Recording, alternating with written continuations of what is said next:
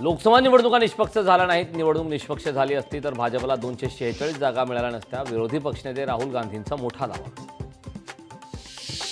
IPS अधिकारी सौरभ त्रिपाठींची उच्च न्यायालयात धाव खंडणीचा गुन्हा रद्द करण्याची याचिकेतून मागणी.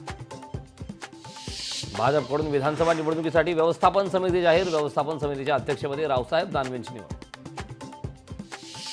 मालवणमधील शिवरायांचा पुतळा दुर्घटना प्रकरणी आरोपी चेतन पाटीलची न्यायालयीन कोठडीत रवानगी तर जयदीप आपटेला 13 सप्टेंबरपर्यंत पोलीस कोठडी. राज्याच्या माजी मुख्य सचिवांच्या नावानं 12 लाखांचा गंडा. मंत्रालयातून काम करून देण्याच्या नावाखाली एकाची फसवणूक. मराठा आंदोलक मनोज जरांगेंचा पुन्हा उपोषणास्त्र. जरांगे 17 सप्टेंबरपासून पुन्हा उपोषणाला बसणार. मनोज जरांगेंकडून सरकारला 16 तारखेचा अल्टिमेटम. महायुतीतून युवा स्वाभिमान पक्षाकडून निवडणूक लढवणार. महायुतीच्या जागा वाटपाआधीच रवी राणांकडून उमेदवारीची घोषणा. हिंगोलीच्या माळसेलूत लोकशाही मराठीच्या बातमीचा दणका. शाळेत दारू पिऊन धिंगाणा घालणारा शिक्षक निलंबित. शिक्षण विभागाकडून शिक्षकावर निलंबनाची कारवाई.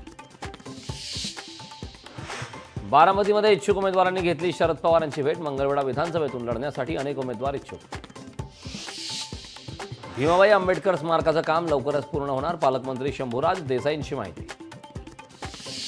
जालन्यात कर्जमाफीसाठी शेतकऱ्यांचं आमरण उपोषण. गेल्या 7 दिवसांपासून गणेश मंडपेच्या नेतृत्वात उपोषण. कर्जमाफी न दिल्यास प्रत्येक आमदारांच्या घरासमोर उपोषणाचा इशारा.